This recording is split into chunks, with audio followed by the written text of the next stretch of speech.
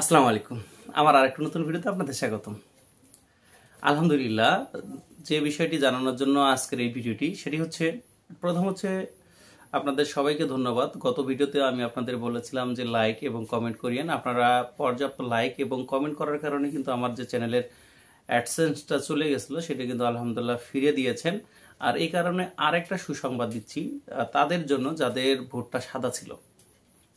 যদিও এই সাদা আর লাল ভুট্টার মধ্যে তেমন কোনো পার্থক্য নেই, কিন্তু ব্যাপারীরা এইটা একটা বলে আপনার 1-150 টাকা মন প্রতি কম পাচ্ছে, এটা কিন্তু আলাদা একটা সিন্ডিকেট। আমি যদি একটু নর্মালি আপনাদের বোঝার জন্য বলি, আমার কাছে যেটা মনে হয়, আমি ছোটবেলা থেকে দেখে আসতেছি যে একটা গরু জবাই করার জন্য সবাই ক্রয় করে, কিন্তু লালটার দাম একটু বেশি দেয়, সাদাটা একটু কম দেয়।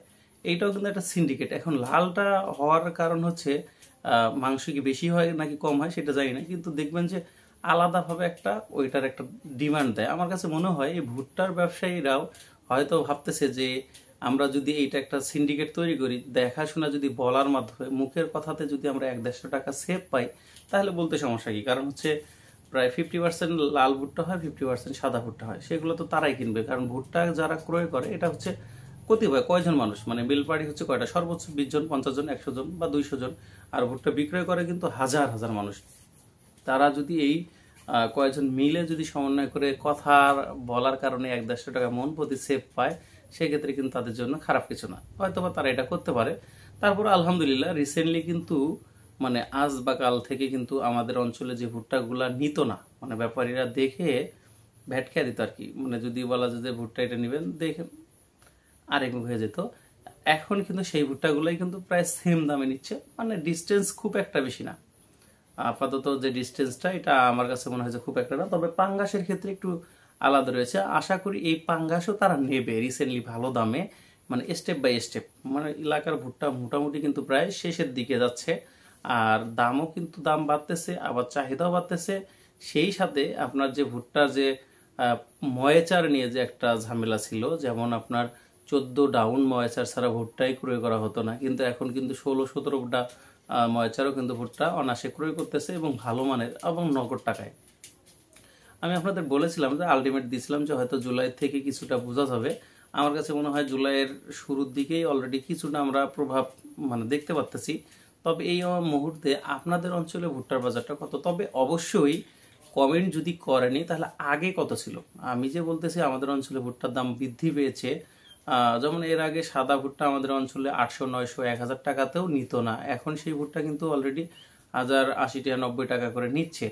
এখন আপনাদের অঞ্চলে সব মিলে যে কোনো ভুট্টাই হোক, যদি লাল হয় এটার দাম বলবেন, আর যদি সাদা হয় সেটার দামও বলবেন। আলাদা আলাদাভাবে যদি বললে সবার জন্য একটু সুবিধা হয় বোঝার ক্ষেত্রে। তাই আমার কাছে মনে হয় এই মুহূর্তে যে ভুট্টার বাজারটা আমাদের অঞ্চলে, যেটা ভালো ভুট্টা, এখন দামাদামি কোনো ফ্যাক্ট না। মানে আমার কাছে মনে হয় যে তাদের পছন্দ হইলেই যে যে এমন চাচ্ছে তেমনভাবেই নিচ্ছে। মানে ভুট্টা আপনার আপাতত পাওয়াই যাচ্ছে না। যারা মানে ধরে রেখেছে তারা অনেকেই, আমি যাদের সাথে দেখা হচ্ছে তাদের সাজেস্ট করতেছি যে আরও কিছুদিন পরে বিক্রয় করেন। আপনারও যদি ভুট্টা থাকে, টাকার যদি তেমন ঘাটতি না থাকে, অভাব না থাকে, সেক্ষেত্রে আপনি রেখে দেন। পরবর্তীতে হয়তো বা কিছু একটা ভালো কিছু আশা করা যাচ্ছে। তারপরেও একবারে যে আমার উপর ডিপেন্ড হবেন তা না। আপনাদের অঞ্চলে আশেপাশের মানে যাতায়াতের ব্যবস্থার দিকে একটু লক্ষ্য রাখেন, কারণ কিছুদিন পর বৃষ্টি বা বর্ষা হতে পারে, সেক্ষেত্রে আপনার সেই ভুট্টাটা আবার কোনোভাবে ক্ষতি হতে পারে কিনা, এই দিকে অবশ্যই খেয়াল রাখতে হবে। কারণ কিছু কিছু অঞ্চলে কিছুদিন পরে যাতায়াত ব্যবস্থা একদমই খারাপ হবে, ওই অঞ্চলের ভুট্টা বিক্রয় করে দেওয়া ভালো। আরেকটি বিষয়, সেটা হচ্ছে আমরা প্রত্যেকদিন ভিডিওতে মানে ধান বিষয়ে কিন্তু আলোচনা করতে পারি। মানে ধানের সমস্যাগুলা বা কোন জাতের বৈশিষ্ট্য কেমন বা কোন জাত কিভাবে চাষ করতে হয়, সেই বিষয়ে যদি আপনারা চান আর কি কন্টিনিউ, আসলে ওই ভিডিওগুলো করলে, ধানের ভিডিওগুলো করলে আপনারা দেখেন না। আমি এখন থেকে একটা কাজ করব, ধানের ভিডিওর পাশে মানে ওই ভিডিওর মাঝখানে আমি ছোট্ট করে আপনাদের ভুট্টার আপডেট বাজারটা দিয়ে দেবো। এতে কি হবে, আমার ভিউ হবে, আপনাদের ভুট্টার আপডেটও জানা হবে, আবার যাদের ধানের বিষয়ে জানার দরকার তারা পাচ্ছে। একসাথে 3টা আপনার রেজাল্ট পাচ্ছি। তাই আমার কাছে মনে হয় এখন থেকে প্রত্যেকটা ভিডিওতেই ক্যাপশন কি থাকে থাক, আমাদের মাঝখান দিয়ে একটা আমরা ভুট্টার বাজারটা আলোচনা করব। তো ধন্যবাদ সবাইকে, আসসালামু আলাইকুম।